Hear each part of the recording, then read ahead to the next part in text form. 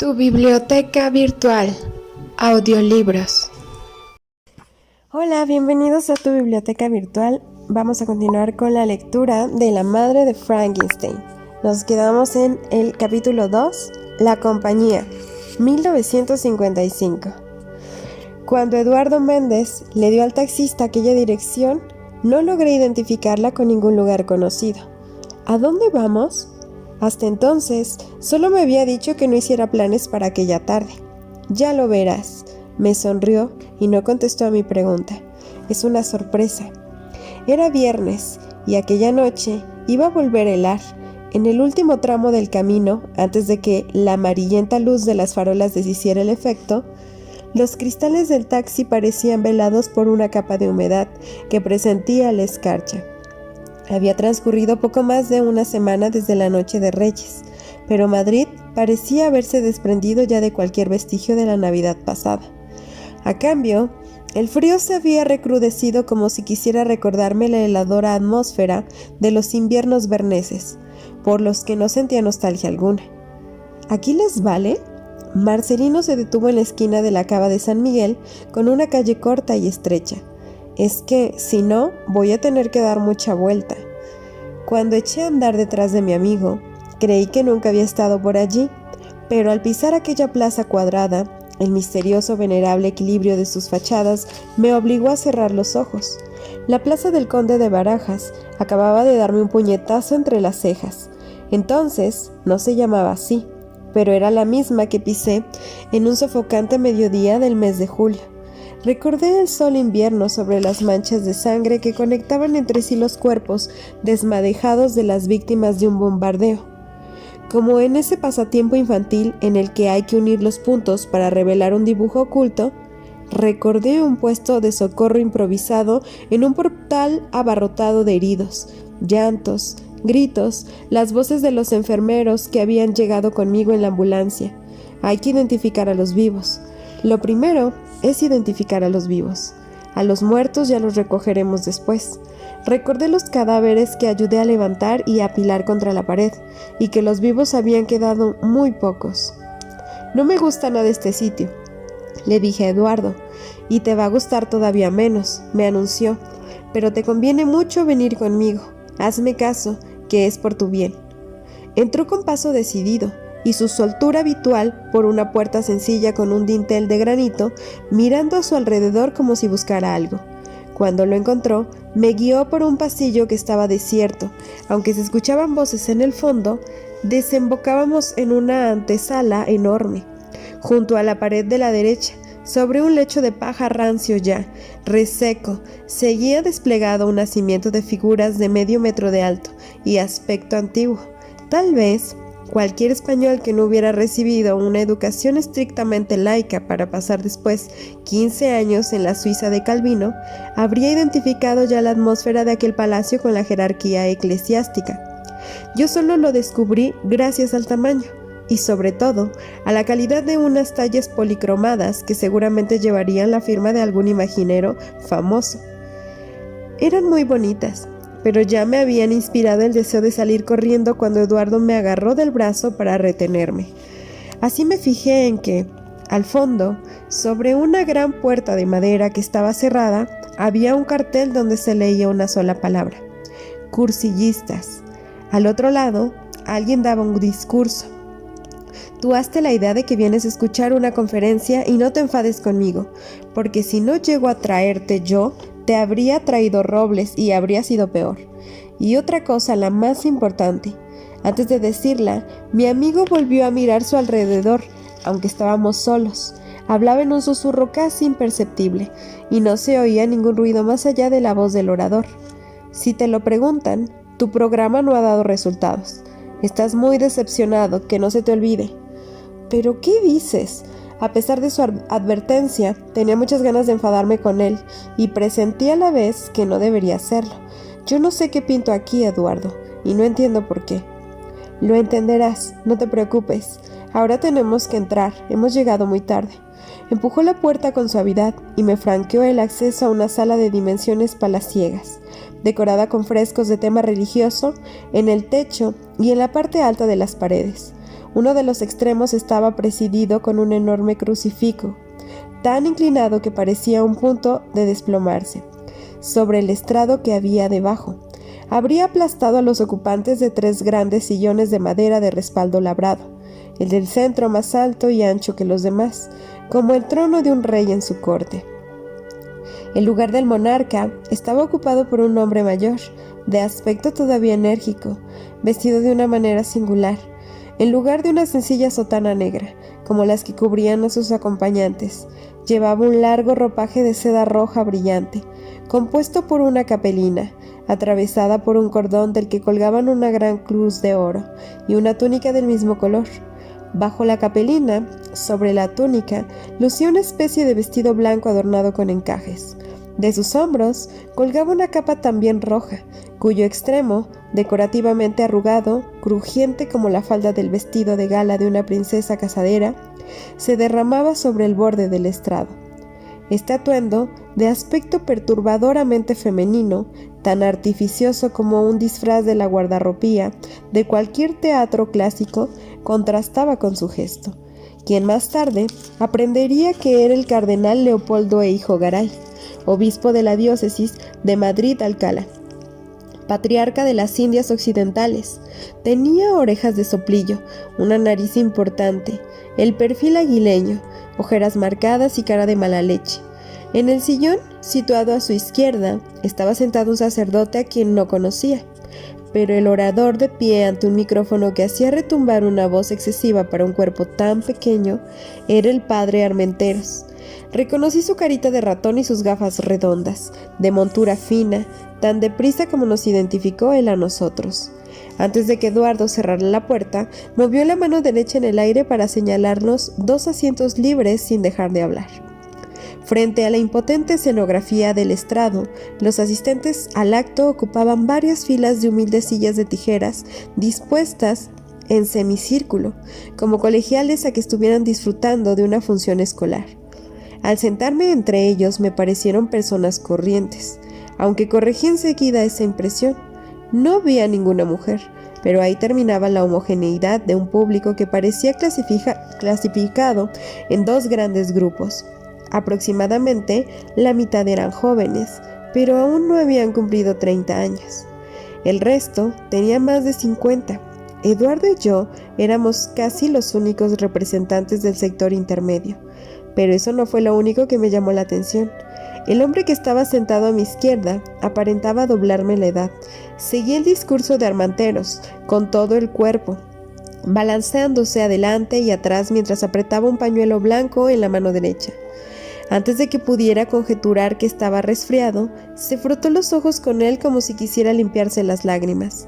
Recordad a vuestra madre, esa mujer humilde, esa trabajadora abnegada, que pasaba las noches en vela cuando enfermabais, que se quitaba la comida de la boca para alimentaros, que os vestía con vuestra mejor ropa para llevaros a la iglesia de la mano todos los domingos. Recordad su orgullo y su alegría. La expresión de mi vecino me animó a estudiar otros rostros en los que hallé indicios de una emoción semejante, mejillas húmedas, labios temblorosos. Algunos tenían los ojos cerrados. El mayor, casi un anciano, lloraba a moco tendido mientras se golpeaba el pecho con el puño derecho. El ritmo de las palabras que escuchaba. ¿No os enseñó ella a hacer la señal de la cruz? ¿No os llevó el dedo para que la trazáis cada mañana y cada noche sobre vuestro cuerpecillo infantil? ¿No os enseñó a rezar con la devoción verdadera de quienes no necesitan saber para creer? Con la fe de las personas sencillas que nunca han leído un libro pero resuelven las dudas, las preguntas que inspira el demonio, ¿mejor que los filósofos? Sí, en todo era ella mejor que vosotros. Aunque intuía que Eduardo no me había llevado hasta allí por eso, aquella reunión era un festín para cualquier psiquiatra, un experimento de campo tan interesante que me habría gustado sacar una libreta para tomar nota. No me atreví, pero concentré toda mi atención en las reacciones que provocaba cada una de las palabras que estaba escuchando, mientras miraba a mi alrededor tan discretamente como podía. ¿Y de esa santa os vais a avergonzar, desgraciados? ¿Vais a seguir despreciando a vuestra madre, haciendo burla de su fe sencilla, de su sacrificio, de su devoción? ¿Creéis que así seréis más hombres? Yo sé que sí, que eso es lo que pensáis, que trasnochar, blasfemar, emborracharse, ir con mujerzuelas despreciables, satisfacer cualquier capricho de la carne, os hace más machos, más viriles, pero os equivocáis. Armenteros sudaba dentro de la sotana mientras movía los brazos como las aspas de un molino. Debía de estar bien entrenado porque, aunque me parecía muy improbable, aparentaba ser sincero, creer honestamente en el sentido de las palabras que pronunciaba. A mi alrededor, su arenga obtenía un éxito clamoroso, aunque no afectaba de la misma manera a todo el auditorio. El arrepentimiento que provocaba una creciente cosecha de lágrimas en los hombres mayores contrastaba con la luz fanática que incendiaba los ojos de los jóvenes. Sois soldados de Cristo, esa es vuestra visión. ¿Y acaso existe una afición más viril que la milicia? Sois soldados valientes, porque no existe coraje comparable al que inspira el sacrificio, la convicción de quienes combaten por un fin superior a sus propios intereses. No os dejéis engañar por quienes pretenden arrastraros al fango, como los espartanos, como los macabeos, disciplinaban su cuerpo para combatir con más fuerza en la batalla. Así vosotros venceréis en el signo de Cristo. Armenteros iba y venía del amor filial al ardor guerrero, dando una de cal y otra de arena para complacer a la totalidad de su auditorio con un discurso perfectamente planificado.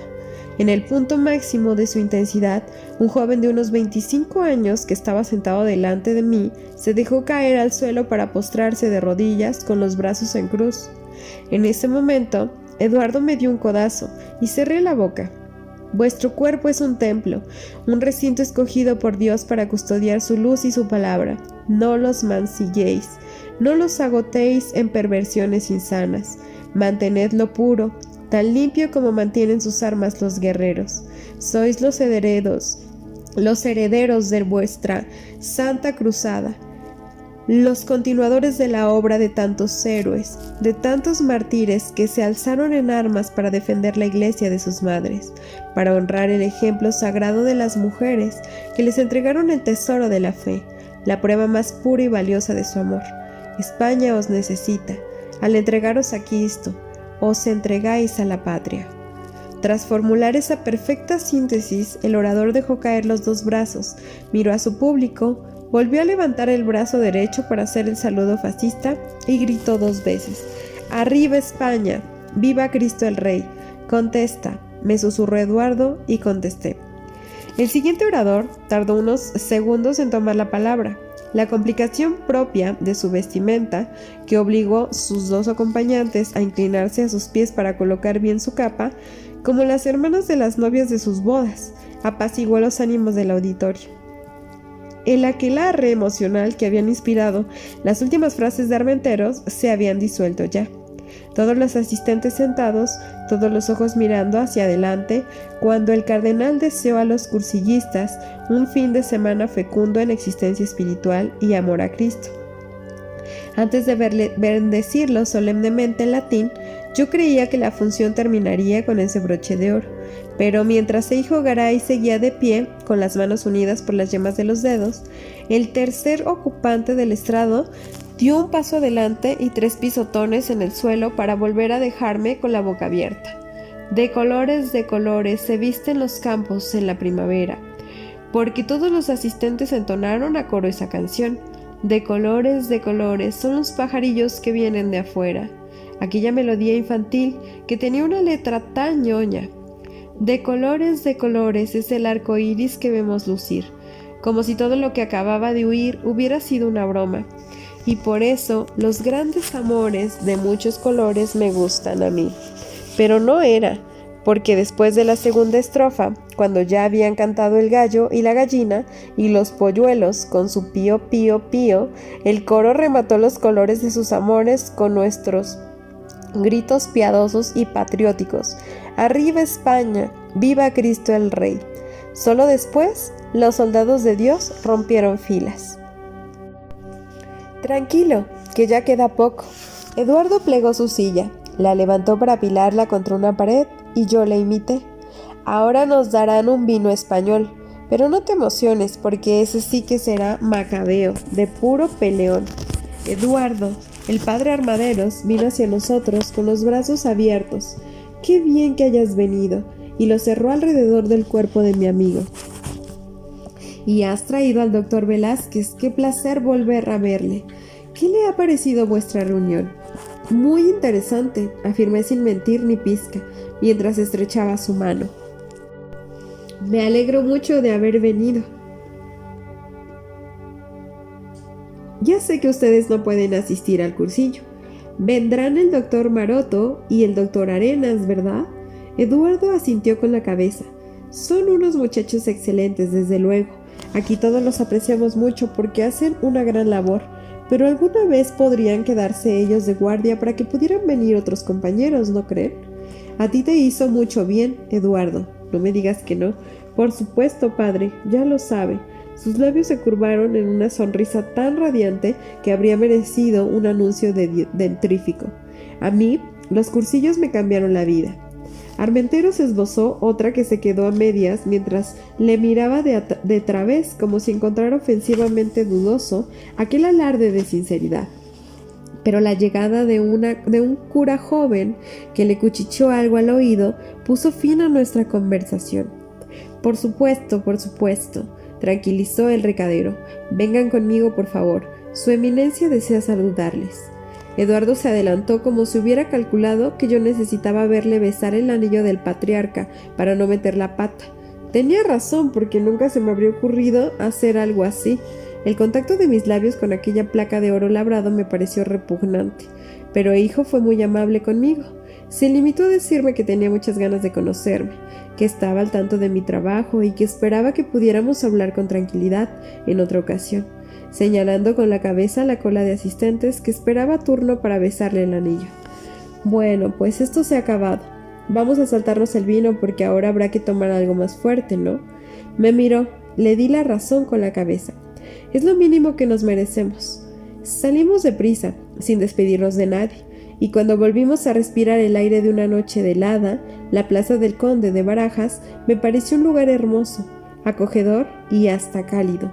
Pero mi amigo insistió en buscar un refugio que estuviera más lejos, y solo se detuvo en un café de la calle Mayor, al borde ya de la Puerta del Sol. Lo que acabas de ver es el saludo y la bendición del cardenal a los participantes en un cursillo de cristandad que se celebrará desde mañana al mediodía hasta el domingo por la noche en cualquier iglesia de por aquí. Liquidó la mitad de su copa de un trago, o a lo mejor en el mismo palacio arzobispal, que es donde hemos estado. Por cierto, Eijo Garay le hizo saber a Robles, a través de Vallejo, que le gustaría mucho conocerte, y Armenteros me llamó para sugerir que esta sería la mejor ocasión. Supongo que ya te has hecho de idea que lo último que te conviene es desairar al patriarca, y a mí no me queda más remedio que venir, y pensé que estarías más cómodo hoy conmigo que cualquier otro día con Robles.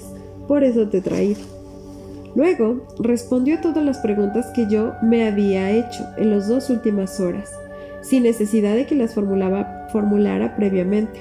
Así aprendí que los cursillos de cristiandad eran una especie de ejercicios espirituales patrióticos que se celebraban oficialmente desde 1949, que su objetivo era atraer a la religión a los hombres españoles, tradicionalmente alérgicos a la iglesia, que por eso Armenteros insistía tanto en la virilidad y en la milicia, que para que lograran su objetivo era fundamental contrarrestar la idea popular de que los machos no iban a misa, ni mucho menos examinaban sus vicios ante un confesor, que excluían a las mujeres por la misma razón, porque la tradición afirmaba que la devoción religiosa era una tarea tan femenina como limpiar la casa o hacer ganchillo, y consideraban que no hacía falta estimularlas, que los confesores se los recomendaban a las esposas de vez en vez, que se quejaban de que sus maridos eran puteros, juergistas o bebían demasiado,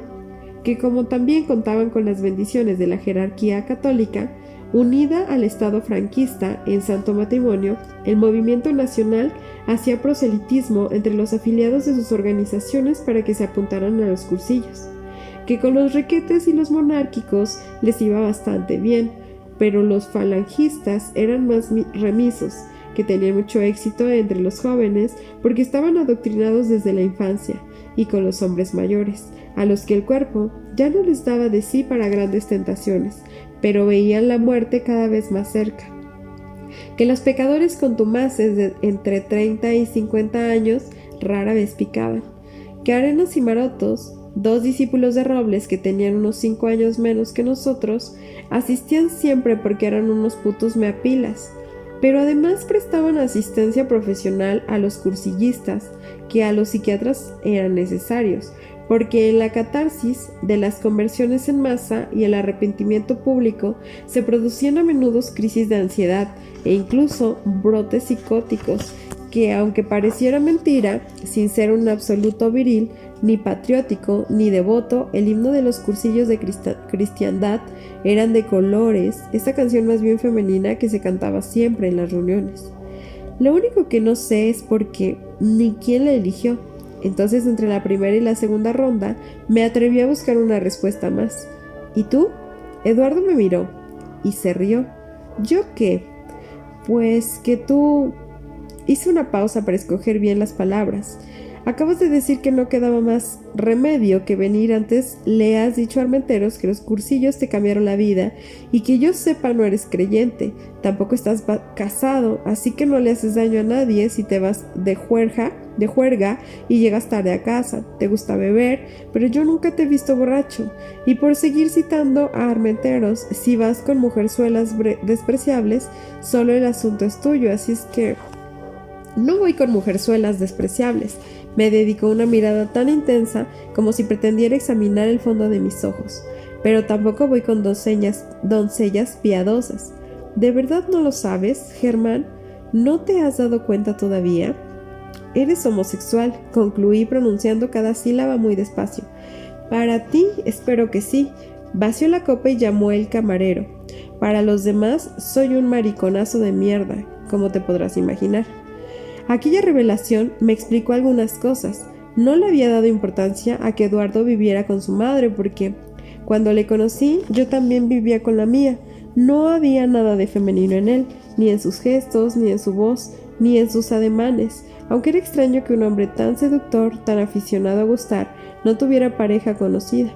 Hasta yo, que era un desastre con las mujeres, había conseguido tener un amante sin haber sabido nada de las suyas. Pero solo reparé en todo esto después de escuchar una confesión que tuvo la suplementaria virtud de explicarme su hostilidad hacia el régimen franquista. Lo único que me impresionó de verdad fue que, si él no me lo hubiera contado, quizás no habría llegado a descubrirlo por mí mismo. ¿Vas a salir corriendo? ¿Yo? Aquella pregunta me sorprendió. No, ¿por qué lo dices? No sé, como te has quedado tan pensativo. Ya. Es que estaba pensando. Le puse al corriente de mis últimas reflexiones y sonrió.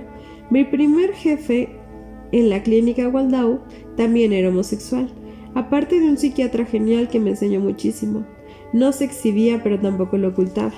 Todos los miembros de su equipo conocíamos a su pareja, porque era el que cocinaba cuando nos invitaba a cenar. Le miré a los ojos y le hablé en el mismo tono en el que habría hecho una promesa.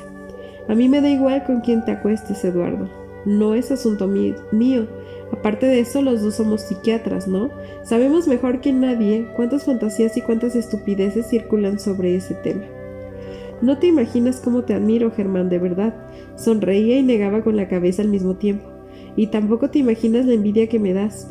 Eres como un marciano de esos que salen en las películas, ¿sabes? Los que se quitan la cabeza humana cuando llegan a su casa por las noches y resulta que son verdes y tienen 4 ojos y 2 antenas. Por eso no tienes ni idea de lo que opinan sobre la homosexualidad la mayoría de nuestros colegas españoles. En 1941, Eduardo tenía 20 años. Estudiaba Derecho y no le quedó más remedio que apuntarse a un cursillo de peregrinos de Acción Católica. El embrión de la organización que yo alcanzaba de conocer fue una sugerencia del confesor de la señora Méndez, que no había parado de llorar desde que otro confesor, el de su hijo, traicionó un secreto al que debía haberse obligado. A los 17 años, en el colegio de Sevilla, donde terminaban el bachillerato, Eduardo ya sabía que le gustaban los hombres, y su deseo le hacía sufrir enormemente.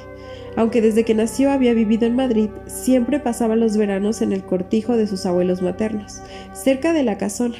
Y allí estaba el 18 de julio de 1936. La guerra ni siquiera le rozó. En octubre, sus padres le instalaron en la capital andaluza y matricularon a sus hijos de colegios de las mismas órdenes religiosas a las que pertenecían aquellos en los que habían estudiado hasta entonces. A los 15 años, Eduardo se vio inmerso en el furioso torbellino del fascismo español, un movimiento peculiar que se alineaba a partes iguales de la fanática exaltación del macho y la lacrimosa devoción por los altares. Los legionarios que desfilaban con camisas abiertas de manga corta y pantalones ceñidos, los regulares que se quedaban mirando con descaro sus muslos aún infantiles, embutidos en un pantalón corto, al cruzarse con él por la calle, alimentaban unas fantasías nocturnas que a la mañana siguiente, en la misa diaria, aprisionaban su conciencia como un bloque de hormigón. Cuando su peso se le hizo insoportable, cometió la imprudencia de contárselo todo a su confesor.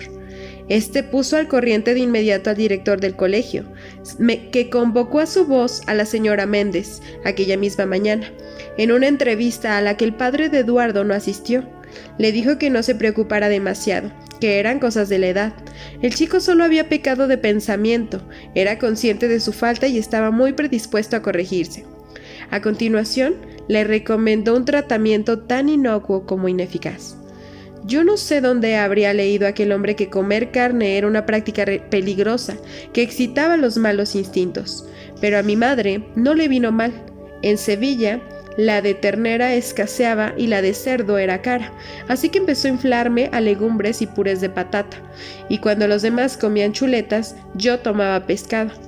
Los dos ayunábamos un día a la semana y rezábamos mucho, muchísimo. Ella me decía que era por los soldados que estaban en el frente, por la conversión de Rusia, por la toma de Madrid, pero yo me daba cuenta de que rezábamos por mí y me sentía muy culpable. Luego la guerra terminó, claro. Volvimos a casa, murió mi padre y enseguida, casi sin darme cuenta, pasé del pecado del pensamiento al de obra. Al recordarlo, sonrió. Él tenía 35 años, estaba soltero y vivía en una casa de una hermana suya.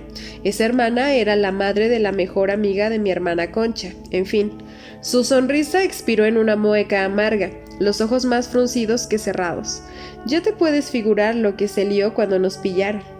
En 1941, en aquel cursillo al que asistió a la fuerza, Eduardo conoció a otro homosexual, un hombre de 40 años y aspecto muy sombrío, casado, con hijos, que hablaba poco y daba la impresión de estar completamente doblegado.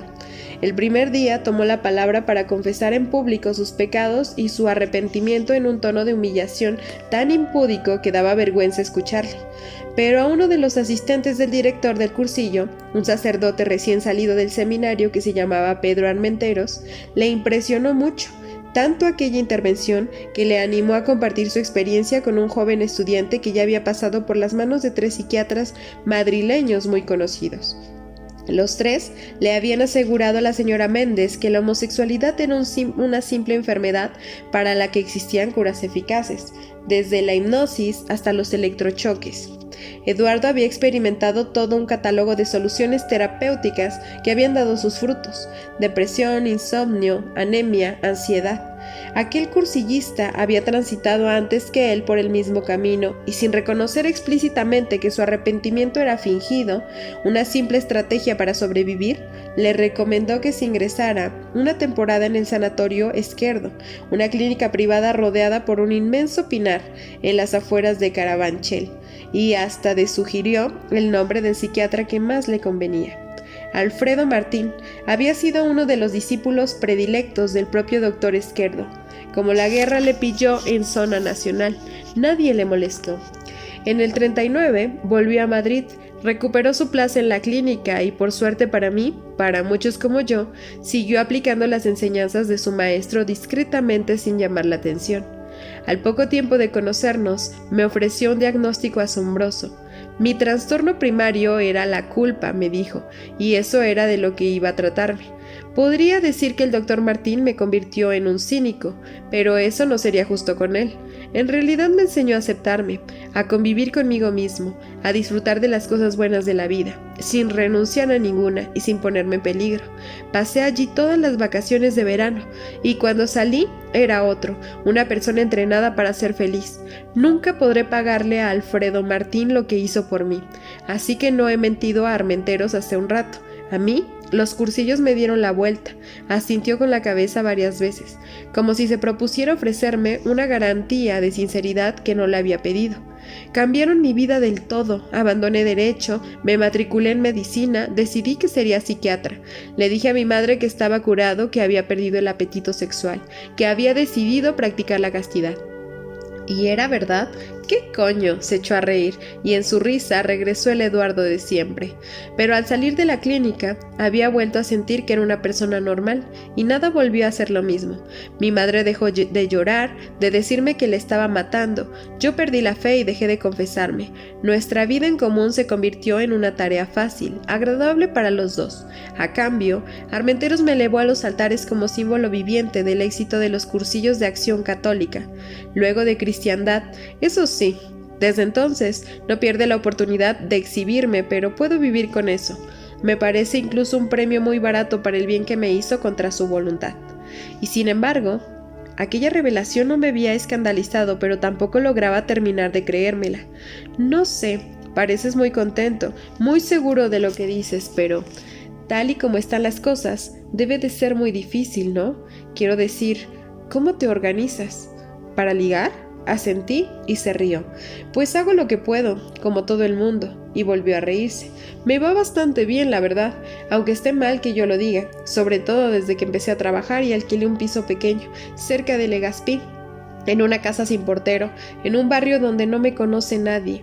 Con el tiempo he acabado desarrollando un sexto sentido, una especie de brújula que señala a los hombres a los que puedo acercarme y a los que no, y por lo demás, a mí me gusta ligar en la calle.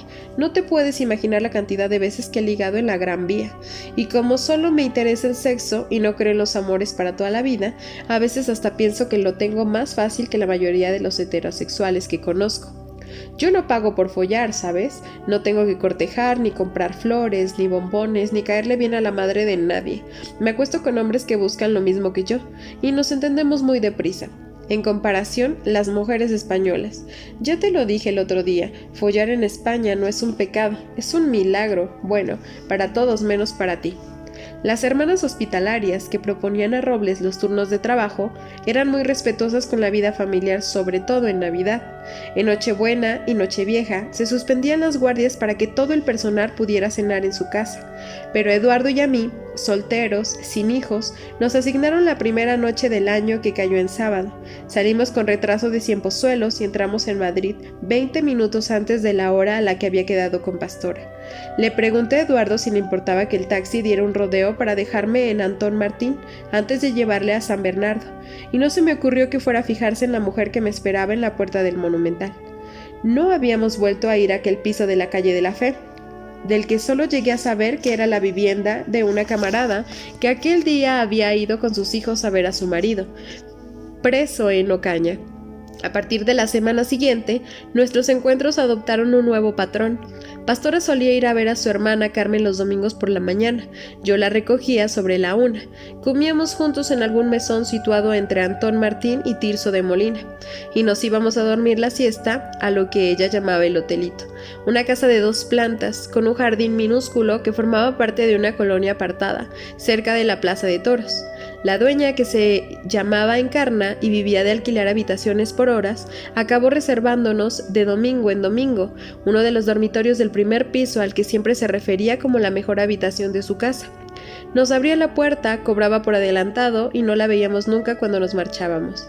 Antes de abrir la verja que daba a la calle, Pastora me daba un beso en la mejilla, se despedía hasta el siguiente domingo y echaba a andar hacia el metro tan deprisa como si le estuviera esperando a alguien para apagar un incendio. El primer día intenté acompañarle y me dijo que no, que prefería ir sola porque tardaba menos, en un tono que me disuadió de insistir. Yo solía subir un trecho andando por la calle Alcalá, para coger el metro de Goya.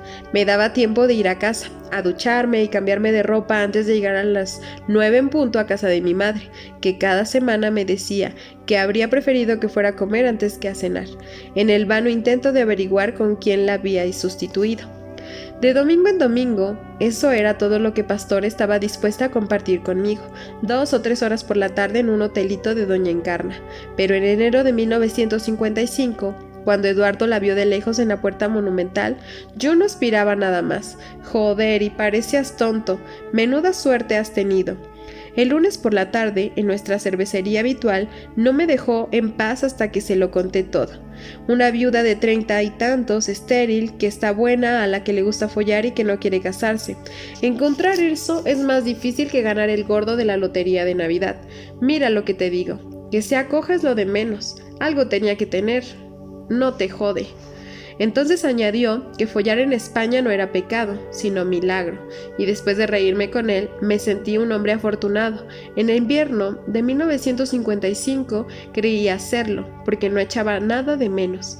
Mis objetivos profesionales estaban cumpliendo con brillantez. Mi relación con doña Aurora progresaba más despacio, pero aunque solo lograba sostener una conversación con ella de vez en cuando, había descubierto que al principio me tomaba por un agente de sus viejos enemigos, y que ya no estaba tan segura de haber acertado en aquella sospecha. Aunque ganaba menos dinero que en Suiza, en proporción era más rico, porque los precios españoles, incluso los de los bienes de lujo, como los taxis para ir y volver de 100 pozuelos, o la habitación del hotelito de Doña Encarna cada domingo, eran mucho más bajos. Sobre todo eso planeaba una sombra, una amenaza sin nombre, sin forma, de la que no podía culpar a nada o a nadie, porque había anidado en el interior para crecer poco a poco sin alarmarme, sin detenerme, como una oruga, un gusano, un parásito indeseable. Aunque había bebido tanto como él, cuando salí con Eduardo de aquel café de la calle Mayor, me di cuenta de que mi huésped acababa de pegar un estirón. Más allá de su interés objetivo, mi experiencia en el palacio arzobispal me había devuelto la voz de mi madre, tan lejana aún cuando telefoneaba a mi piso de Berna, mientras me advertía que la dictadura convertía en mierda todo lo que tocaba. Pero el calvario por el que había atravesado mi elegante sonriente compañero había abierto grietas imprevistas en esa sencilla afirmación. Como si unos dedos sabios, habilidosos, hubieran doblado una simple hoja de papel en los pliegues precisos para convertirla en un cuchillo afilado, capaz de perforar la piel, de abrir heridas. Su confesión me demostró que era posible admirar a alguien y compadecerle al mismo tiempo, que el orgullo puede crecer en la desdicha, como una flor obscura, resistente. Yo también era afortunado porque no podía aspirar a ese galardón, pero aquella noche, más que celebrar mi suerte, sentí que me rebajaba, que me hacía inferior a las víctimas de aquella dictadura a la que me había aclimatado tan deprisa, que ni siquiera yo mismo lo entendía. Era una conclusión demasiado prematura, pero precisamente por eso, en el invierno de 1955, no fui capaz de descubrir su condición. En 23 de octubre de 1939, me presenté como alumno oficial en la Universidad de Neuchâtel. En el primer cambio de clase me fui al baño, eché el pestillo de la puerta y me fumé un cigarrillo a solas, evocando la fachada de la Universidad Central de Madrid, en la que durante tantos años había estado seguro de que empezaría la carrera algún día. Llegué a la segunda clase tarde y con un sabor amargo en el paladar, pero aquel episodio no se repitió. El profesor Goldstein asumió la responsabilidad de mi itinerario académico en Neuchâtel. No podría terminar medicina, aunque la universidad ofrecía un primer curso común a diversas titulaciones científicas que me permitiría incorporarme en el curso siguiente a la Facultad de Medicina de Lausana, donde él mismo impartía 2 asignaturas de su especialidad. El viejo amigo de mi padre pensó que cambiar de ciudad por segunda vez, solo 3 meses después de instalarme en un país extranjero, podría resultar demasiado traumático para mí. Prefirió darme la oportunidad de adaptarme durante 1 año a la vida en Suiza, a Neuchâtel, a su familia, a su casa, y acertó. Aquel hombre al que la llegada de Hitler al poder había convertido muy deprisa en un experto en asilos y exilios, conocía mucho mejor que yo la vida que me esperaba. En junio de 1935, Samuel Goldstein era un prestigioso profesor de la Universidad de Leipzig, pero dirigía el servicio de psiquiatría infantil y juvenil, su área de especialización, en una clínica privada de la misma ciudad. Hasta entonces, su vida había sido una plácida sucesión de apuestas exitosas. Hijo de un comerciante rico, que había casado por amor con la heredera de un socio de su padre. Había tenido 4 hijos sanos y los había visto crecer sin grandes contratiempos. El día en que su vida empezó a tambalearse, la mayor de sus hijas estaba ya casada, embarazada del que sería su primer nieto. Cuando su mujer lo localizó en la clínica para decirle que su yerno había llamado ya 2 veces y que solo quería hablar con él, temió que el embarazo de Anna se hubiera complicado. Lily le confesó que ella había pensado lo mismo, pero que Carl Heinz le había asegurado que no, que todo seguía yendo muy bien. Sin embargo, mientras pedía una conferencia con Lausana al Dr. Goldstein, no se le ocurrió otra explicación para la urgencia del futuro padre. Que no. Él disipó sus temores con contundencia. Ana y el bebé están perfectamente, no se trata de eso. Escúchame con atención, Samuel. Karl Heinz Schumann era diplomático de carrera. Hacía poco más de un año que trabajaba en la delegación de Alemania ante el Comité Olímpico Internacional, coordinando los trabajos de preparación de los Juegos de la Olimpiada, que tendrían lugar en Berlín en 1936. Hijo, nieto y bisnieto de arios purísimos, hablaba varios idiomas, pero la lengua de los judíos del este de Europa no se contaba entre ellos. Sin embargo, aquel día pronunció el nombre hebreo de su suegro con un acento yiddish tan impecable que el Dr. Goldstein se quedó mudo de asombro. Cuando vengas a Ginebra, el mes que viene, en abril de 1935, cuando haya viajado con Lily a Suiza para celebrar la noticia del embarazo de Anna, el Dr. Goldstein acaba de recibir una invitación para participar en un simposio sobre trastornos de aprendizaje que se celebraría en la Universidad de Ginebra a finales de agosto. «Ah, no», replicó a su yerno, cuando aún faltaba más de 2 meses para que se celebrara. «He pensado que no voy a ir este verano, porque es mejor esperar a que nazca. Te he dicho que me prestes atención, Goldstein». Solo entonces, al reconocer en la voz de Karl Heinz el acento de su viejo profesor de primaria, el doctor empezó a sospechar la naturaleza de la preocupación de su yerno. «Por supuesto que vas a venir a Ginebra. Vais a venir Lily, tú, Willy y las niñas. Lo he arreglado todo con el doctor Piaget. El consultado ha tramitado ya vuestros pasaportes. Traed ropa de invierno. Suiza es muy hermosa en otoño y a lo mejor os apetece quedaros aquí hasta el nacimiento de vuestro nieto, ¿no? Es una tontería que volváis a Alemania en septiembre. Estaréis mucho mejor aquí con nosotros». Cuando tomó la palabra en aquel simposio al que había decidido no asistir, el profesor Goldstein ya sabía que Herr Gruber, jefe de partido nazi en la embajada de Alemania en Suiza, había invitado a cenar a Herr Schumann en mayo, aprovechando una de las visitas del diplomático olímpico a verle. Después de alabar con entusiasmo la labor que estaba realizando ante el COI, le preguntó sin disimulos cómo se llevaba con su mujer. Karl Heinz, más precavido, mucho peor pensando que su suegro, frunció los labios en una mueca escéptica antes de indagar en el sentido de aquella extraña pregunta. Así, con 4 meses de antelación, se enteró de que era muy probable que a partir de septiembre tuviera que escoger entre la nacionalidad alemana y su matrimonio.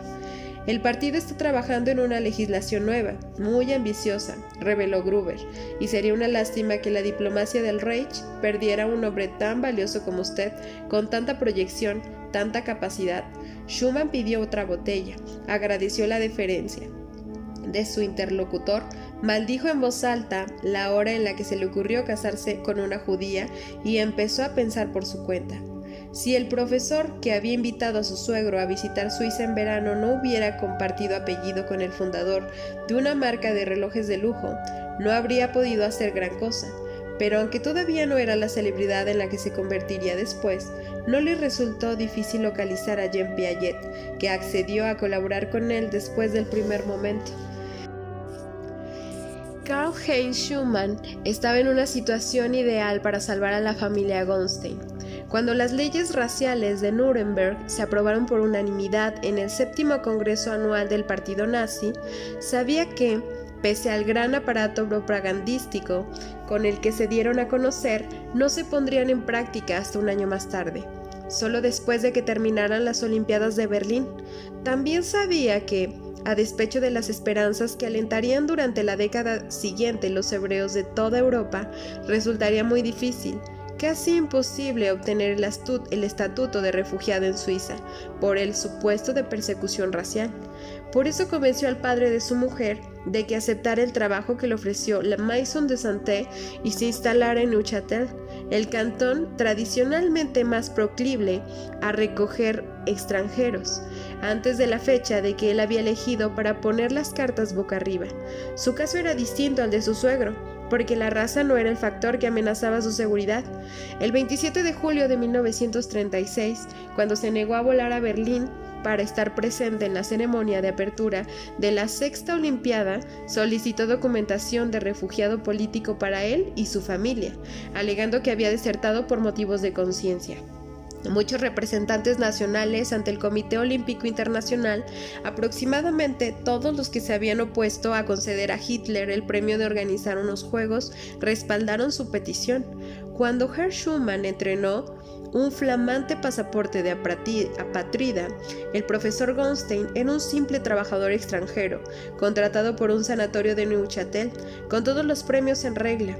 En ninguno de sus documentos constaba que fuera judío, aunque el Tercer Reich le había retirado la ciudadanía. Para el Estado suizo, que nunca recibió un comunicado respecto al psiquiatra que había abandonado su país con un pasaporte en vigor, siguió siendo alemán. A pesar de todo, no fue fácil. Cuando Samuel Goldstein decidió fiarse de las advertencias de su yerno, los judíos alemanes aún vivían tranquilos, seguros de que las amenazas de Hitler eran fanfarronadas, sin fundamento ni consecuencias. Frau Goldstein militaba en esa fantasía con tanto ardor que, durante los 3 primeros años de su exilio, le hizo la vida imposible a su marido para intentar convencerle de que regresara con su familia a Alemania, el único país del mundo donde ella podría ser feliz.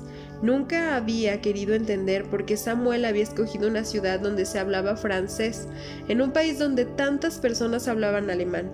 Cuando comprobó que su lengua materna no era exactamente la misma que se hablaba en Suiza alemana, se resignó al francés al precio de abominar el dialecto suizo, de sus hablantes y del país en general. Menos mal que Sammy nunca me hizo caso, me dijo cuando la conocí. La verdad es que yo creía que a los judíos no podían pasarnos nada peor de lo que nos había pasado ya, pero después de lo que les hicieron a Willy el año pasado. Samuel y Lily Goldstein solían decir de sí mismos que eran muy poco judíos, no practicaban la religión de sus mayores, y si no habían renegado expresamente de ella, había sido por la pura despreocupación de los no creyentes.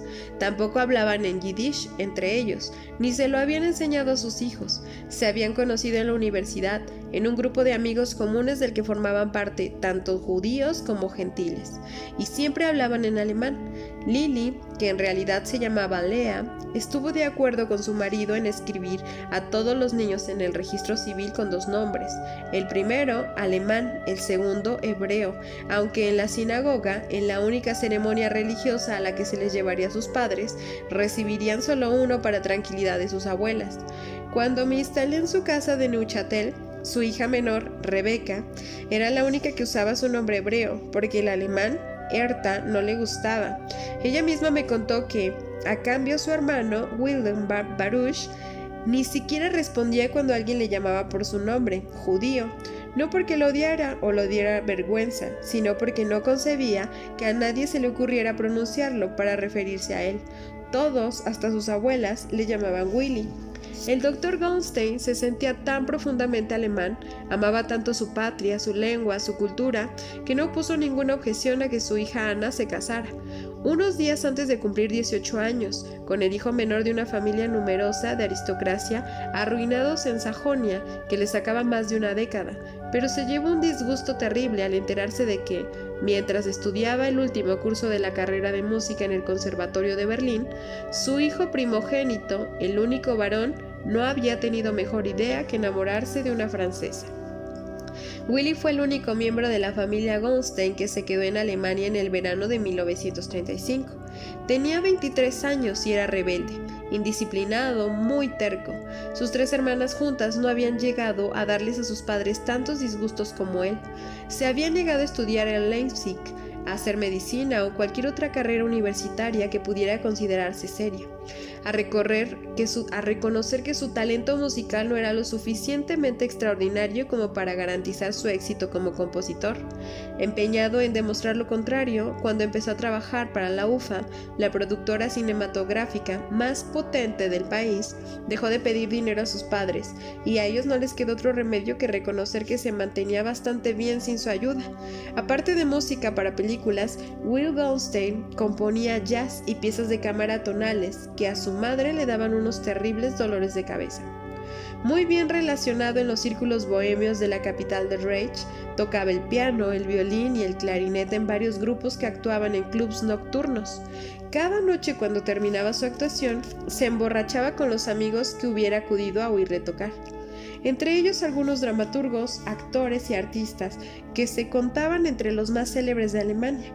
Así conoció a Yvonne, una chica francesa, 2 años mayor que él, que trabajaba como oficial en una exclusiva sombrería de la Friedrichstraße y redondeaba sus ingresos posando como modelo para pintores. Empezaron a vivir juntos unos días después de su primer encuentro. Willy la llevó enseguida a Leipzig y aunque se la presentó a sus padres como una chica buenísima que solo posaba vestida, al Dr. Goldstein le pareció excesivamente francesa y no demasiado guapa. Sin embargo, en el verano de 1935 se ofreció a pedirle a Karl Heinz un pasaporte para ella. ¿Pero qué dices? Willy se echó a reír al escucharlo. Yo soy músico, papá, ¿te acuerdas? ¿Y qué quieres, que deje Berlín para ser músico en Suiza? ¿Ha sido alguien alguna vez músico en Suiza? A ver, dime nombres. En ese punto, Lily Goldstein se puso de parte de su hijo para proclamar por primera vez las incomparables virtudes de la patria que iba a verse obligada a abandonar contra su voluntad. Su marido le pidió al hijo rebelde que al menos considerara la posibilidad de instalarse en Francia. En París sí se puede ser músico, supongo, ¿o allí tampoco? Willy siguió riéndose y se movió a Berlín. Si hubiera sido ario, habrían acabado por perseguirle igualmente, porque todo lo que componía e interpretaba, desde el jazz hasta la dodecafonía, pasó a ser considerado muy pronto músico degenerada, racialmente infecta, indigna de la tradición nacional y ofensiva para los exquisitos oídos del melómano pueblo alemán. Como era judío, en septiembre de 1938 le obligaron a coserse una estrella amarilla en la ropa. Justo después Yvonne le propuso que se mudaran a Leipzig porque en Berlín eran demasiado conocidos. Willy, que no volvía la cabeza si alguien le llamaba Baruch, que hasta entonces jamás se había tomado a Hitler en serio, que se consideraba amigo de Karl Orff y había cenado en casa de Albert Speer, que alardeaba de conocer a muchos nazis que eran tontos pero buena gente y le protegerían si alguna vez fuera necesario, por fin se había asustado. Después de que Yvonne hiciera gestiones con los representantes diplomáticos de su país, que se ofrecieron a repatriarla al instante, pero le advirtieron que no podrían hacer nada por su novio, porque el Reich había suspendido indefinidamente los permisos de migración de los judíos alemanes. Decidió abandonar Berlín antes de viajar a Leipzig. Se casó a toda prisa con su novia en la embajada de Francia, donde no regían las leyes de Nuremberg, pensando que la ciudadanía adquirida por matrimonio podría llegar a protegerla. Después, los recién casados se instalaron tan discretamente como pudieron en la casa de los señores Goldstein, que llevaban 3 años cerrada. Willy no le contó a nadie que había vuelto, no telefoneó a ningún viejo amigo, no subió las persianas de ninguna habitación orientada a la fachada principal de la casa. Solo salía a la calle de noche y ni siquiera así volvió a acercarse al barrio donde se encontraba el primer conservatorio donde había estudiado. No hizo falta 2 meses más tarde, durante la noche que después sería bautizada como la de los cristales rotos, una turba de aparentes civiles enfurecidos rompieron todos los de la casa, la saquearon de arriba abajo, destrozaron lo que no se quisieron llevar y sacaron a sus 2 habitantes con las manos atadas. Entre los vítores de muchos espectadores apostados en la acera y en el silencio abrumado de algunos vecinos que no se creían lo que estaban viendo, entre ellos había un amigo al que el Dr. Goldstein había escrito desde Neuchâtel y que telefoneó unos días más tarde para contarles lo que había pasado. Desde mediados de noviembre de 1938 no habían vuelto a saber nada más de Willy. Yvonne tampoco tenía noticias suyas porque aquella noche los había separado. Ella había ido a parar a un local del partido nazi donde dejaron de violarla cuando un jefe le escuchó gritar que no era ni alemana ni judía, que era francesa y podría llamar a su consulado para comprobarlo. Antes de entregársela al cónsul de su país, sus violadores la obligaron a firmar una declaración en la que reconocía el trato recibido durante su detención había sido impecable. Después averiguó que lo más probable era que Willy hubiera sido deportado. Al volver a Francia, exigió que el nombre de Wilhelm Baruch Goldstein figurara en una lista de ciudadanos franceses desaparecidos en Alemania. Aunque le advirtieron que no iba a servir de mucho, cuando yo llegué a Neuchâtel no había servido de nada. En Leipzig, los Goldstein siempre habían sido ricos, hijos de ricos, nietos de ricos. En Neuchâtel vivían de un buen sueldo, pero sin rastro de la opulencia de antaño. En sucesivos viajes a Alemania entre el otoño de 1935 y el verano de 1936, mientras seguía gozando de las ventajas de la valija diplomática, Karl Heinz había recuperado las joyas de su suegra y una parte de los ahorros del profesor, pero las propiedades inmobiliarias, las fincas y la participación en las empresas de sus respectivas familias se perdieron al mismo tiempo que las noticias sobre Willy. Tras el gigantesco pogromo del noviembre de 1938, los judíos alemanes dejaron de tener derecho a poseer fábricas, tierras, comercios e inmuebles en Alemania. 8 meses después, cuando llegué a su casa, todo eso les daba igual. Frau Goldstein, que nunca había tenido que aprender a freír un huevo, se encargaba de las comidas y de las cenas. Els, que asistía a una escuela de artes por la tarde, limpiaba su cuarto y ayudaba a la asistencia que venía por las mañanas. Rebeca todavía iba al colegio, pero se encargaba de comprar el pan todos los días y ayudaba con la limpieza los fines de semana. Jamás les escuché quejarse de haber perdido el mayordomo, a la cocinera, a las doncellas y al chofer que tenían en Leipzig. Apenas los mencionaban y nunca con nostalgia, porque no eran capaces de lamentar otra pérdida que la de Wilhelm Baruch. Durante 8 meses viví bajo la permanente sombra de Willy. Sus padres me instalaron en el cuarto que había reservado para él. Algunos muebles, la mesa del escritorio, la cómoda, el armario, provenían del que había sido su dormitorio juvenil en Leipzig. Allí estaba también su primer piano. Los libros que llenaban los estantes habían sido suyos, como los carteles enmarcados que decoraban las paredes, la alfombra colocada a un lado de la cama, vieja y deshilachada pero muy limpia. La habían elegido él mismo a los 12 años. «Siéntete como en tu casa», me dijo Lily en un francés peor que el mío cuando me instalé, «pero usa solamente los 2 últimos cajones de la cómoda, ¿de acuerdo?». Asentí mientras comprobaba que los reservados para mí eran los únicos que tenían llave puesta en la cerradura. Verás que en el armario hay algunas perchas con ropa envuelta en sábanas blancas. No las abras ni las quites, por favor. ¿Tocas el piano? Confesé que no, y mi negativa pareció aliviarla, como si garantizara la inmunidad de altar mayor de aquel santuario. La cama es nueva, me aclaró con una sonrisa, y el colchón, las sábanas, todo. A pesar de esta advertencia, o tal vez precisamente por ella, durante mis primeros días en Neuchâtel me sentí como el profanador de un recinto sagrado, un usurpador sin derecho alguno a apropiarse de un espacio ajeno, y cada mañana hacía mi cama con tanto cuidado como si Willy hubiera dormido en ella alguna vez.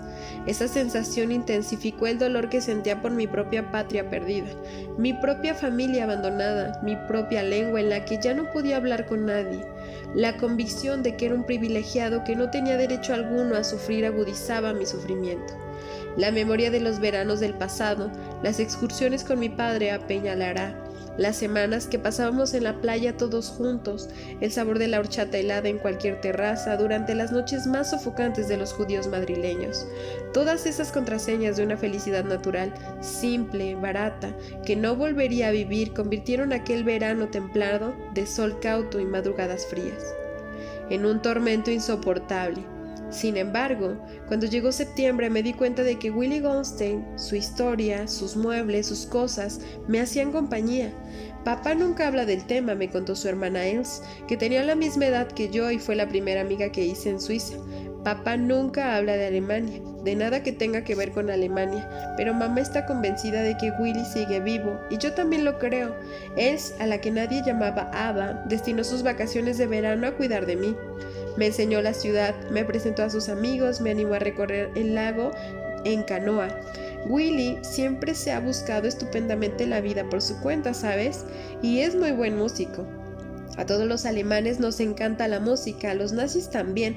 A mí me gustaba más estar a solas con Els que hacer planes con sus amigos, porque a ella no tenía que contarle mi historia, la guerra de España, los bombardeos de Madrid, el encarcelamiento de mi padre, palabras que me abrían un agujero en el estómago cada vez que las decía.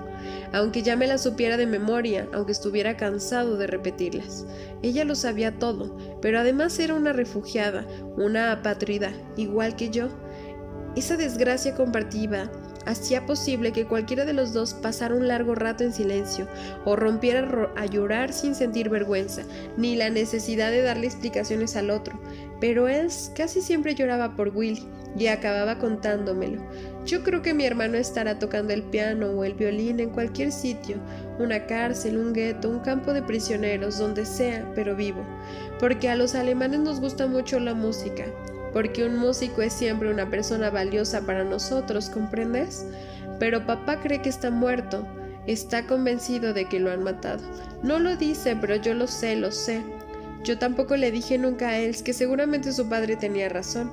Yo no era judío, no era alemán, nunca me habían obligado a coserme en la ropa ningún trozo de tela de ningún color, pero había convivido 3 años con el fascismo, había estado en guerra con él y no había sido capaz de derrotarlo. Eso me había enseñado a desconfiar de la esperanza. Las dos únicas personas de este mundo capaces de desplazar a Willy, al menos durante un rato, en el corazón de la familia Goldstein eran Martin y Anneliese Schumann, los 2 hijos de Anna, a quienes sus padres traían casi todos los domingos desde Lausana. En agosto de 1939, el gran acontecimiento fue que la pequeña Anneliese había aprendido a andar, mientras sus abuelos y tías desfilaban detrás de su madre para seguir sus vacilantes pasos por el pasillo. Karl-Heinz se sentó a mi lado, encendió un cigarro y me preguntó qué planes tenía para el futuro. Nacido muchos años después de que su familia hubiera dejado de ser rica, Herr Schumann había perdido el nivel de vida más alto de que había gozado en su vida al renunciar a la diplomacia nazi. No había salido mal parado, pero aunque seguía trabajando en el COI, se había convertido en un simple funcionario de un organismo multilateral, un trabajo muy prestigioso, muy bien considerado, cuyo sueldo no excedía sin embargo el nivel de lo decoroso. Como era el único miembro de la familia que sabía lo que significaba ser pobre, también era el más preocupado por el dinero. Cuando le conocí estudiaba por las noches para convalidar su título alemán de Derecho, porque aspiraba a formar parte del gabinete jurídico del comité. Y su mujer se burlaba de sus afanes ahorrativos, que se excedían a aspectos tan vulgares del presupuesto doméstico como el precio del pescado que servía para cenar. Aunque era un hombre simpático, que siempre me había tratado con amabilidad, yo sospechaba que mi estancia en la casa de los Goldstein le parecía un dispendio, un gasto difícil de justificar con los ingresos de la familia. Por eso me apresuré a explicarle que iba a empezar a estudiar medicina en la Universidad de Neuchâtel, que preparaba un examen para obtener una beca destinada a estudiantes extranjeros sin recursos, que estaba buscando un trabajo. Pues deja de buscarlo, me ordenó con una sonrisa complacida. Ya te he encontrado uno. El 15 de septiembre salí muy satisfecho de un examen cuyo resultado solo se haría público un mes más tarde. Al día siguiente empecé a trabajar en la Maison du Lac, un restaurante especializado en los pescados del lago que, durante mucho tiempo, se reduciría para mí a una cocina enorme y llena de gente. El dueño del local era un amigo de Karl-Heinz, al que nunca conocí. El encargado se llamaba Mario, italiano, de unos 50 años, casado con una suiza y sin ninguna simpatía por Mussolini. Al principio mi jefe y yo hablábamos en nuestros respectivos idiomas y nos entendíamos bastante bien. Con el tiempo ambos acabamos chapurreando la lengua del otro. Aparte de eso, en mi primer año de trabajo no aprendí nada más porque mi tarea consistía en lavar platos y solo de vez en cuando secarlos. El sueldo era pequeño, pero nunca me quejé. Cuando me ofrecí a entregárselo, la respuesta de Lily Goldstein, un abrazo tan estrecho como el que nunca había recibido de sus brazos, me desconcertó. «No quiero tu dinero», me dijo con una sonrisa. «No lo necesito». ¿Sabes por qué?, negué con la cabeza. Y tardó un rato en explicármelo, hasta que logró dominar el temblor de sus labios. «Yo sé que en alguna parte alguna mujer como yo, polaca, prusiana, austriaca quizás, o húngara, quién sabe, estará cuidando de mi hijo Willy como yo intento cuidar de ti. Así que hazme un favor, gástate el dinero en lo que te apetezca, cómprate cosas bonitas. Comprendí que esa respuesta formaba parte de un ritual privado, un gesto supersticioso destinado a convencerse a sí misma de que su hijo estaba vivo y a salvo, a cargo de personas que lo querían, que cuidaban de él. Yo intenté decirle una vez más que nunca podría pagarles lo que estaba haciendo por mí, y ella movió la mano en el aire como si quisiera alejar el eco de mi voz. Luego se limpió la cara con el delantal, me besó en la mejilla y se fue a la cocina. Las palabras de Lili me arrancaron de las garras de una autocompasión a la que me había dedicado demasiado tiempo desde que llegué a Neuchâtel. Pensar en mi padre condenado a agonizar en una celda abarrotada de hombres desesperados me dolía demasiado. Para distraerme pensaba continuamente en su mujer, pero siempre en primera persona. Lo que yo la quería, lo que yo le echaba de menos, la falta que a mí me hacía. Aquel día cambié de perspectiva. Desde entonces recordé a mi madre con tanta ternura, tanta nostalgia como antes, pero con una nueva responsabilidad. Me propuse mirar el mundo con sus ojos, los ojos de una mujer que se llama Caridad Martín, y así la imaginaba en nuestra casa en Madrid, sus labios curvados en la exacta sonrisa con la que Lili Goldstein habría estado dispuesta a pagar cualquier precio. La veía segura y confiada, pisando fuerte por la acera de la calle Ganstabay, porque su hijo Germán, el que no había podido arrebatarle, el que había logrado escapar de sus enemigos, sobreviviría lejos de ella. Aquella imagen me calentó el corazón y sembró en mi espíritu una determinación desconocida. En aquel instante decidí que no iba a gastarme ni un solo céntimo en cosas bonitas para mí, sino en ella, que iba a aprovechar la beca que acababan de concederme para hacer la carrera más brillante que tuviera a mi alcance, que iba a lavar platos mejor y más deprisa que ninguno de mis compañeros para llegar lo antes posible a ser pinche o camarero y ganar más dinero, todavía para mandarlo a Madrid todos los meses, que nunca jamás volvería a compadecerme de mi suerte. Eso tampoco fue fácil, pero lo conseguí. Un domingo de junio de 1940, el doctor Goldstein me invitó a dar un paseo hasta el lago. Habíamos paseado juntos otras veces, nunca cuando sus nietos estaban a punto de llegar, pero no le di importancia a ese detalle. Hacía un día estupendo, claro, luminoso, aunque el sol no calentaba tanto como a mí me hubiera gustado.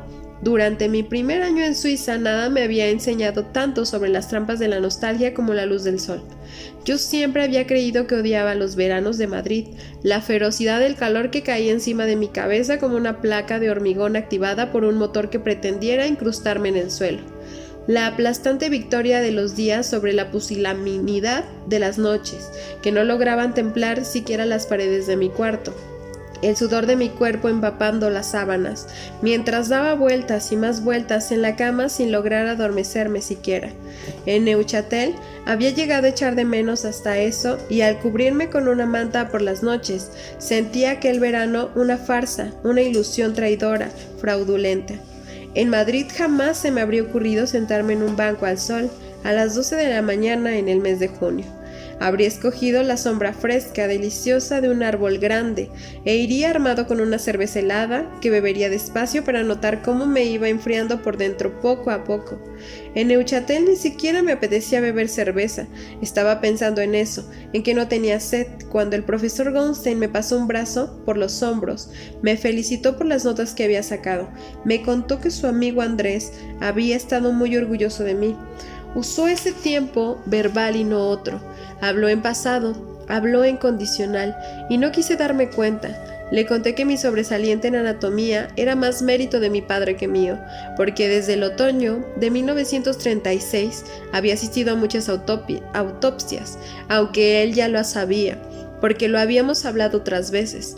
Le expliqué una vez más que en noviembre de 1936 papá me había ofrecido trabajo como voluntario de sanidad en el Madrid citado. Había formado parte del equipo de una ambulancia desde entonces, hasta que terminó la guerra. Sabía mucho de heridas abiertas, de músculos desagarrados. Eso me había ayudado a sacar otro sobresaliente en fisiología. En realidad, no he tenido que estudiar tanto, sonreí. Cuando me disponía a explicarle por qué, el doctor Goldstein levantó la mano. Luego pronunció mi nombre y distinguí un velo turbio sobre sus ojos. Por fin me contó que, al llegar a la fase terminal de su cáncer de estómago, mi padre le había dado su última lección a un par de presos amigos suyos. Les explicó lo que tenían que hacer para provocarle una muerte por asfixia que resultara indetectable para cualquier forense. Pero entonces repetí como un imbécil, el alumno más incapaz de mi facultad: «¿Mi padre está muerto?». Él asintió con la cabeza y yo me levanté del banco como si acabara de acordarme de que tenía que ir a alguna parte. No me moví del sitio. El profesor Goldstein me abrazó. Me mantuvo inmovilizado hasta que logré romper a llorar. Después me dijo que lo sentía muchísimo. Andrés Velázquez había sido el mejor amigo de su juventud, un hermano para él. Yo lo sabía, por eso lloró conmigo, antes de preguntarme si quería que diéramos un paseo alrededor del lago.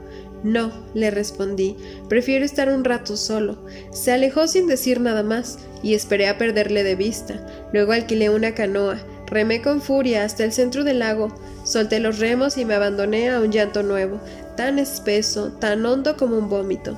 Cuando volví a casa eran ya las 6 de la tarde. Karl-Heinz y Anna se habían vuelto a Lausana. Todos estaban preocupados por mí. Acepté sus brazos, se los devolví uno por uno y me fui a mi habitación para cambiarme de ropa. Aquella noche entraba a trabajar a las 7 menos cuarto. Por el camino me compré un bocadillo de salami con vegetales que no me supo a nada y me lo comí antes de entrar al restaurante. Pero solo cuando metí el primer plato sucio en el agua fui completamente consciente de mi orfandad. Mi madre había escrito al Dr. Goldstein a mediados de mayo para contarle la muerte de su amigo y pedirle que no me diera la noticia hasta que hubiera terminado los exámenes. Cuando le escribí para que supiera que ya lo sabía, había dado todas las variedades del llanto por concluidas, aunque la muerte de mi padre me seguía doliendo como una herida infectada. Había pasado más de un año desde que nos abrazamos por última vez en Madrid, ante el portal de nuestra casa. Había vivido más de un año sin él, pero sentía su ausencia con más intensidad que nunca.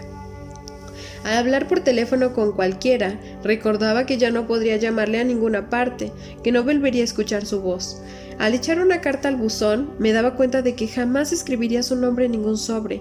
Al quedarme dormido, a menudo soñaba que seguía estando vivo, a veces conmigo, y nada me aplastaba tanto como la certeza de su muerte, que solo llegaba unos segundos después del despertar. Pero nunca incumplí mi juramento, no me vine abajo, no cejé, no sucumbí en el enmismamiento, a la apatía de la tristeza. Estuve todo el verano doblando turnos, lavando platos después de las comidas y de las cenas, y el último domingo de septiembre me monté en el coche de Karl-Heinz y me fui a su casa como un miembro más de la familia. Lausana era bastante más grande que Neuchâtel, pero no dejaba de ser muy parecida. Una ciudad pequeña, bonita, situada al borde de un lago. Mi vida tampoco cambió mucho cuando empecé a vivir allí. El primer año ocupé la habitación de invitados de los Schumann y seguí lavando platos en la Maison, la casa de madre de la sucursal de Neuchâtel, donde la cocina estaba organizada exactamente de la misma manera. Por las mañanas iba a la universidad, al mediodía comía en la casa, lo que hubiera preparado Ana, y cenaba en el restaurante. Cuando libraba en domingo, iba con los Schumann a ver los Goldstein, pero en el verano de 1941 empecé a prosperar. De vuelta en Neuchâtel, fui al restaurante a pedir trabajo para las vacaciones y el director me dijo que no necesitaban refuerzos en la cocina. Me preguntó si estaría interesado en hacer una prueba como camarero y en octubre, cuando volví a Lausana, seguí trabajando en el comedor. Mi sueldo era más alto y Ana se había vuelto a quedar embarazada. Solicité plaza de una de las residencias de la universidad y acepté un dormitorio compartido, muy limpio y bastante espacioso, con otro estudiante de medicina. Mi compañero de cuarto se llama Luca. Había nacido en un pueblo pequeño, cerca de Locarno, en el Tesino, y su lengua materna era el italiano. Hablando cada uno en su propio idioma, como había hecho antes con mi jefe de Neuchâtel, nos hicimos amigos muy deprisa. Al independizarme de todos los Goldstein, los de Lausana y los de Neuchâtel, para convertirme en el único responsable de mi vida, sentí una extraña mezcla de alivio, miedo y melancolía. Echaba de menos el cuarto de Willy, sus cosas, los cajones cerrados, su ropa envuelta en el armario, y sin embargo, me sentía feliz cuando abría con llave la puerta de la residencia cada noche. Ya no vivía de prestado, todo lo que usaba me pertenecía, y nadie decidía por mí cuándo, dónde iba a comer, a qué hora me acostaba y a cuál me levantaba. Mis rutinas eran muy parecidas a las de Luca, a las de centenares de jóvenes con los que me cruzaba por la calle en la residencia o los pasillos de la facultad. En Lausana dejé de ser un refugiado para convertirme en un simple estudiante extranjero. Mi pasado tan desconocido como el de los demás, estaba muy satisfecho de haberlo conseguido, de no ser ya una carga para nadie. Pero por un mecanismo misterioso, que no pude desentrañar, añoraba al mismo tiempo demasiadas cosas. Las conversaciones con el mejor amigo de mi padre, los abrazos de Frau Goldstein, los paseos con Els. Por eso me propuse comprimir la carrera al máximo y todo lo que había aprendido en Madrid. Durante la guerra me ayudó a conseguirlo. En lo que debería haber sido tercero, tenía casi la mitad de las asignaturas de cuarto aprobadas y conseguí un trabajo en la secretaría de la facultad. No ganaba mucho más que en la Mason, pero tenía los fines de semana libres y me aficioné a pasarlos en Neuchâtel.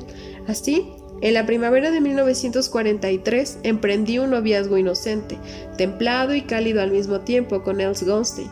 Mantuvimos nuestra relación en secreto durante muchos meses, y el verano siguiente, cuando lo hicimos público, resultó que toda la familia lo daba ya por descontado. Ninguna de las hermanas Goldstein era una belleza, y solo Rebecca, con su espesa mata de pelo negro, unos labios preciosos y los ojos muy oscuros, almendrados, era una mujer guapa.